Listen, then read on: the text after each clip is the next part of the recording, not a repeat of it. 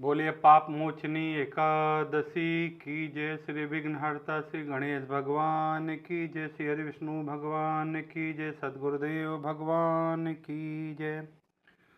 पाप मोचनी एकादशी इस बार 2 दिन की है। 25 मार्च को सुबह 5:05 से लग जाएगी, जो 26 मार्च को सुबह 3:45 तक रहेगी। तो कई संतों के ऐसे मत भी आए हैं कि 25 मार्च को दशमी से दग्ध एकादशी नहीं है तो व्रत 25 को रखा जाएगा।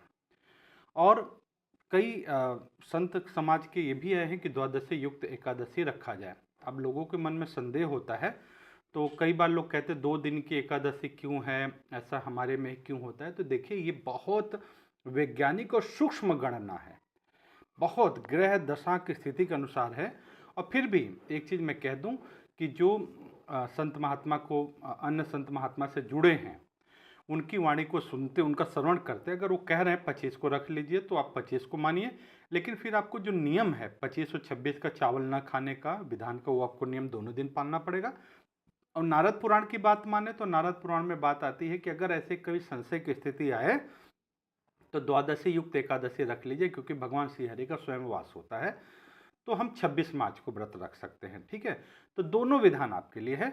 लेकिन 26 को भी अगर हम व्रत रख रहे हैं तो 25 को पूरा नियम आपको, एकादशी दिन चावल नहीं खाना और पापों से बचना, ये सारे नियम पाप मोचनी है। तो 25-26 दोनों निभाना है। अगर 25 भी रख ले रहे हैं आप तो 26 को भी निभाना है, क्योंकि पाप मोचनी एकादशी किया ही इसलिए जाता है कि जो जाने अनजाने पाप हुए हों, जिसके कारण कष्ट, पीड़ा, ग्रह बाधा, दोष, आर्थिक परेशानी, शारीरिक समस्या, व्यापार बिजनेस में नुकसान, जन्म मरण का चक्कर, कुछ भी फांसा फदरा, और ये सारा कुछ नष्ट हो जाए, इसके लिए पाप मोचनी एकादशी की जाती है।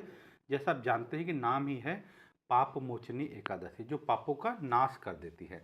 अब सबसे बड़ी बात यह है कि एकादशी का महात्म तो आप जानते ही हैं। विधि एकादशी में जो हम नियम क्या क्या करते हैं, उसमें स्पष्ट इतना ही नियम आप मानिए। चाहे 25 को व्रत रख रहे हैं तो 24 को संकल्प कर लीजिए, और 26 का द्वादशी युक्त अगर व्रत रख रहे हैं, क्योंकि अधिकांश सत्संगी और जो वैष्णव जन होते, गृहस्थ होते व्रत रख रहे हो 25 को रख रहे, जो वैष्णव होते साधु सन्यासी उसमें वो 26 को रख रहे। दोनों मंगल है, मैं कोई किसी का खंडन नहीं कर रहा हूँ, क्योंकि कई अच्छे संतों ने 25 के लिए भी कहा है। लेकिन हम साधक 26 का रखते हैं, क्योंकि द्वादशी युक्त हो जाता है, अधिक लाभ हो जाता है। इसमें नियम सिद्धांत जो है वो मैं सब आपको वीडियो के अंत में बता दूंगा। आप एकादशी महात्मा सुन लीजिए और इस वीडियो को जल्दी से जल्दी सबको भेज देना, ताकि लोगों को मन में संदेह ना रह सके। दोनों एकादशी आपके लिए मंगलकारी हैं। द्वादशी युक्त विशेष मानी जाती है, गृहस्थी के हिसाब से 25 का भी रख सकते हैं, लेकिन नियम दोनों को पालना है। आइए महात्मा श्रवण कर ले, बहुत मंगलकारी है। पाप मोचनी एकादशी की जय। महाराज युधिष्ठिर ने भगवान श्री कृष्ण से चैत्र मास और गुजरात महाराष्ट्र के अनुसार फागुन मास लगता है कि कृष्ण पक्ष की एकादशी के बारे में जानने की इच्छा प्रकट की। ये युधिष्ठिर ने भगवान श्री कृष्ण से इच्छा प्रकट की। तो उसके बाद में भगवान बोले, राजेंद्र, मैं तुम्हें इस विषय में एक पाप नाशक उपाख्यान सुनाऊंगा, जिसे चक्रवर्ती नरेश मानधाता के पूछने पे महर्षि लोमस ने बताया था। मानधाता ने पूछा, महर्षि लोमस ने जो कथा बताई थी वो बात बता रहे। मानधाता ने पूछा, भगवान, मैं लोगों के हित की इच्छा से यह जान सुनना चाहता हूँ कि चैत्र मास के कृष्ण पक्ष में किस नाम की एकादशी होती है, उसकी क्या विधि है तथा उससे किस फल की प्राप्ति होती है, कृपया यह सब मुझे बताइए। ये पूछा किसने? मानधाता ने पूछा भगवान से। तब लोमस जी ने क्या कहा? नृपश्रेष्ठ, पूर्व काल की बात है। अप्सराओं से सेवित चैत्र रथ वन में जहां गंधर्वों की कन्याएं अपने किंकरों के साथ बाजे बजाते हुए विहार करती हैं, मंजू घोषा नामक अप्सरा मुनिवर मेधावी को मोहित करने के लिए गई। वे महर्षि चैत्र रथ वन में रहकर ब्रह्मचर्य का पालन करते थे। मंजू घोषा मुनि के भय से आश्रम से 1 कोस दूर, लगभग 3 किलोमीटर दूर ठहर गई और सुंदर ढंग से वीणा बजाते हुए मधुर गीत गाने लगी। मुनिश्रेष्ठ मेधावी घूमते हुए उधर जा निकले और उस सुंदर अप्सरा को इस प्रकार गान करते देख बरबस ही मोह से वशीभूत हो गए। मुनि की ऐसी अवस्था देखकर मंजू घोषा उनके समीप आई, अपने वीणा को नीचे रखकर मुनि का आलिंगन करने लगी। मेधावी भी उसके साथ रमण करने लगे। उन्हें मतलब महर्षि मेधावी को दिन रात का भी भान न रहा। इस प्रकार उन्हें बहुत दिन व्यतीत हो गए। मंजू घोषा देवलोक में जाने को तत्पर हुई। जाते समय उसने मुनि श्रेष्ठ मेधावी से कहा, ब्राह्मण, आप मुझे अपने देश जाने की आज्ञा दीजिए। मेधावी बोले, देवी, जब तक सवेरे की संध्या न हो जाए तब तक मेरे पास ही ठहरो। अप्सरा ने कहा, हे विप्रवर, अब तक न जाने कितनी संध्याएं निकल गईं। मुझ पर कृपा करके आप अपने बीते हुए समय का विचार तो कीजिए। लोमश जी कहते, राजन, अप्सरा की बात सुनकर मेधावी चकित हो उठे। उस समय उन्होंने जब बीते समय का हिसाब लगाया तो उन्हें मालूम हुआ कि अप्सरा के साथ रहते हुए उन्हें 57 वर्ष हो गए, 57 वर्ष बीत गए। उसे अपनी तपस्या का विनाश करने वाली जानकर मुनि को उस पर बड़ा क्रोध आ गया। मुनि ने श्राप देते हुए कहा, पापिनी, तू पिशाची हो जा। मुनि के श्राप से दग्ध होकर वह विनय से नतमस्तक होकर बोले, विप्रवर, मेरे श्राप का उद्धार कीजिए, क्योंकि 7 वाक्य केवल बोलने से या 7 पद साथ चलने मात्र से मनुष्य सत्पुरुषों से मैत्री हो जाती है। ब्राह्मण, मैंने तो आपके साथ अनेक वर्ष व्यतीत किए हैं, स्वामीन मुझ पर कृपा कीजिए। मुनि बोले, भद्रे, मैं क्या करूं? तुमने मेरी बहुत बड़ी तपस्या नष्ट कर दिया है। फिर भी सुनो, मैं चैत्र कृष्ण पक्ष में जो शुभ एकादशी आती है उसका नाम पाप मोचनी है। वह शाप का उद्धार करने वाली तथा सब प्रकार के पापों का क्षय करने वाली है। सुंदरी, उसी का व्रत करने से तुम्हारी पिशाचता दूर होगी। ऐसा कहकर मेधावी अपने पिता मुनिवर च्यवन के आश्रम पर गए। उन्हें आया देखकर च्यवन ने पूछा, बेटा, यह क्या किया? तुमने तो अपने पुण्य का नाश कर डाला।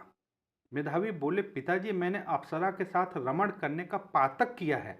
अब आप ही कोई ऐसा प्रायश्चित बताए जिससे पातक का नाश हो जाए। च्यवन ने कहा, बेटा, चैत्र कृष्ण पक्ष में जो पाप मोचनी एकादशी आती है उसका व्रत करने से पाप राशि का विनाश हो जाएगा। पिता का कथन सुनकर मेधावी ने उस व्रत का अनुष्ठान किया। इससे उनका पाप नष्ट हो गया, पुनः तपस्या से परिपूर्ण हो गए। इसी प्रकार मंजू घोषा ने भी इस उत्तम व्रत का पालन किया। पाप मोचनी का व्रत करने के कारण वह पिशाच योनि से मुक्त हुई और दिव्य रूप धारिणी श्रेष्ठ अप्सरा होकर स्वर्गलोक को चलेगी। भगवान श्री कृष्ण कहते हैं, राजन, जो श्रेष्ठ मनुष्य पाप मोचनी एकादशी का व्रत करते हैं उनके सारे पाप नष्ट हो जाते हैं। इसको पढ़ने और सुनने से सहस्त्र गौदान का फल, सैकड़ों गौदान करें, उसका फल केवल सुनने से प्राप्त हो जाता है आपको। ब्रह्म हत्या, सुवर्ण की चोरी, सूरापान, गुरु पत्नी गमन करने वाले महापातकी भी इस व्रत को करने से पाप मुक्त हो जाते हैं। यह व्रत बहुत ही पुण्यमय है। अब इसमें मैं 2-3 निवेदन करूंगा कथा में। एक तो चीज आप देखिए कि मेधावी ने अप्सरा को स्वयं बताया। उसने पूछा मेधावी से कि मेरा पाप का जो ये श्राप का शमन कैसे होगा, तो उन्होंने बोला, पाप मोचनी एकादशी का व्रत कर लो। फिर मेधावी ऋषि अपने पिता च्यवनप्राश के पास गए। उनसे जब पूछा, उन्होंने भी पाप मोचनी एकादशी का व्रत किया और मेधावी ने पिता की आज्ञा मान करके, क्योंकि उन्हें गुरु स्वरूप में मानते थे, और एकादशी का व्रत किया, वो भी पाप मुक्त हुए। अब 2 बात बहुत ध्यान से सुनिएगा। एक, मेधावी को तो पता ही था पाप मोचनी पाप नाशक है, फिर भी अप्सरा को बताया, अप्सरा का पाप नष्ट हुआ, उसका पुण्य उदय हुआ, लेकिन स्वयं अपने पिता से, जिनके गुरु रूप मानते, उनसे उस चीज की आज्ञा प्राप्त करें। इसी प्रकार भगवान नाम तो आप जानते हैं, लेकिन जब वो समर्थ गुरु से मिलता, उसकी आज्ञा से मिलता है, तो समर्थ गुरु से, सदगुरु से प्राप्त मंत्र सामर्थ्यवान हो जाता है और आपको सामर्थ्यवान बना देता है। मन मानी भगवान का नाम भाव कुभाव अलख सही जपहूँ, जैसे मर्जी आप भाव कुभाव से जपेंगे आपको लाभ तो होगा, लेकिन पूर्ण लाभ के लिए समर्थ सदगुरु का होना अति आवश्यक है। और गुरु के दिए वचन में, मंत्र में खूब दृढ़ श्रद्धा करके आपको व्रत करना चाहिए। तो जैसे मैंने इसलिए निवेदन किया है कि सब संतों का सम्मान है। कुछ संतों के श्रीमुख से मैंने सुना कि 25 तारीख को ये 10वीं दग्ध नहीं है, तो उसको हम 25 को व्रत रख लेंगे, 26 का पारण। लेकिन जो द्वादशी युक्त करें, संशय रहित होकर करना है, तो आप 26 को व्रत कर लीजिए। और 26 को आप क्या करिए, व्रत रखिए, और पारण जो व्रत पूरा करना, आपको व्रत खोलने के समय 27 तारीख को सुबह 6:17 से लेकर 8:45 के बीच अपना मुंह में जो भी, जैसे 7 चना आप जानते हैं ना, 7 चने के 14 दाल बना के अपने पीछे फेंकते हुए प्रार्थना करें कि प्रभु पाप मोचनी एकादशी के पुण्य प्रभाव से, व्रत से मेरे सारे पाप नष्ट हों, ऐसे भावना करें। और फिर 7 चना खा के और उसके बाद में 7 अंजलि जल पी के अपना पारण कर लेते हो, आपको विधि पता है। और एक निवेदन मैं करूँगा कि व्रत जो रख रहे हैं, देखो ये पाप मोचनी का मेरा बहुत, मैं इसलिए भी इस पे आपको प्रकाश डाल रहा हूँ कि कई बार जो आर्थिक समस्या है, पारिवारिक समस्या, जीवन में पर समस्या है, बीमारी लंबे समय से पीछा नहीं छोड़ रही है, जो भी समस्या आती है ये जाने अनजाने हमारे किए हुए पाप कर्मों के कारण होते हैं। तो इसके लिए पाप मोचनी का व्रत करे तो बहुत लाभकारी, लेकिन इसमें भी जो वृद्ध हैं, बालक है, गर्भवती माताएं हैं, ऐसे लोगों के लिए इसमें छूट है, इसमें कोई बंधन नहीं है उनके लिए। लेकिन महात्मा तो सब कुछ सुन सकते हैं, भगवान नाम जब दिन भर तो सब कोई कर सकते हैं।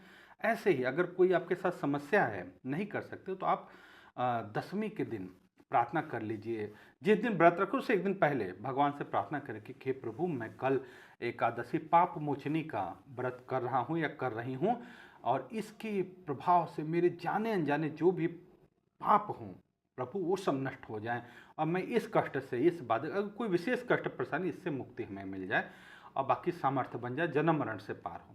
ये आप निवेदन करके फिर अगले दिन व्रत रख लीजिए। व्रत का आप विधि आराम से जानते हैं भाई, स्नान में थोड़ा गंगा जल डाल लीजिए, मंगल हो जाएगा। ब्रश मंजन जो करिए उसमें प्रयास कर लीजिए कि केमिकल वाले और या फिर जिसमें हड्डी के चूरा होने का डर होता है, नमक मिला होता है, ऐसे ब्रश से हम बच सकें मंजन से। तो आयुर्वेदिक चूर्ण, गुलाब चूर्ण से कर सकते हैं, नहीं तो वैसे भी ब्रश से दांत साफ कर लीजिए। तीसरा पाप मोचनी है। पाप मोचनी का मतलब कि पापों का नाश तो होगा, लेकिन उस दिन हमसे जाने अनजाने पाप ना हो। तो फिर मैं विशेष निवेदन करता हूँ, जो भी अभक्षणीय पदार्थ खाते हैं, जो मीट, मांस, अंडा, शराब का सेवन करते हैं, वो कृपया 25 और 26 ये दोनों दिन बहुत विशेष परहेज करना, क्योंकि पाप मोचनी है। ये ध्यान रखना, पाप का मोचन कर रही है, लेकिन आपके कर्म का, बस आप समझदार हैं, मैं विशेष इस पर व्याख्या नहीं करूंगा, आप अवश्य करें। वैसे तो ये अभक्षण पदार्थ कभी नहीं खाना चाहिए, मेरा निवेदन है। लेकिन फिर भी अगर आप संतों के मुख से सुने कि जिनको तड़पा के मारा जा रहा है उसको आप खा रहे हैं, मारने वाला भी दोषी, खाने वाला भी दोषी है।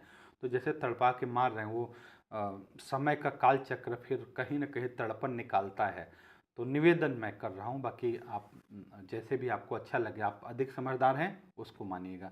दूसरा चीज़, आप अगर कुछ प्रभु ने सामर्थ्य दिया तो आप एकादशी महात्मा जब भी सुने, अगर परिवार के साथ स्नान करके बैठ के सुन रहे हैं, तो जैसे आप घर में ब्राह्मण बुला के कथा सुनते सत्यनारायण भगवान की श्रद्धा भाव से, ऐसे ही आप श्रद्धा भाव से एकादशी महात्मा सुनिए। और आप ये वीडियो चला लीजिए, इसलिए मैं निवेदन किया कि वीडियो ज़्यादा से ज़्यादा लोगों को जल्दी भेज देना ताकि संदेह दूर हो। और आपको दक्षिणा निकाल लेना हाथ में, जैसा आपका सामर्थ्य हो वो भगवान के सामने वहाँ रख देना, प्रभु ये मेरा शुभ संकल्प, दक्षिणा रखना। और उसमें अगर उचित दक्षिणा है तो मंदिर में जाके ब्राह्मण देवता को कुछ वहाँ मंदिर में दक्षिणा दान कर देना, और कुछ है उसमें उचित है ब्राह्मण देवता को दे, कुछ दान पेटी में डाल दीजिए, कुछ गौ माता की सेवा में लगा लीजिए। द्वादशी के दिन जब पारण कर रहे हैं आप, उसके बाद में ऐसा आप मंगल विधान कर लीजिए। और जिसका व्रत नहीं भी हो रहा है, व्रत कर रहे हैं, देखो पाप मोचनी बहुत मैं आपको निवेदन करूंगा, खाली व्रत रखने सारे पाप नष्ट हो जाएगा ऐसा बात नहीं है।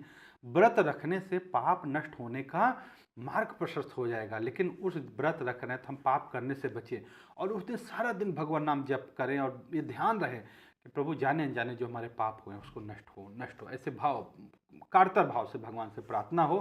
तो क्योंकि श्रीहरि भगवान विष्णु सर्व समर्थ हैं, दयालु हैं, सबका मंगल करने वाले हैं।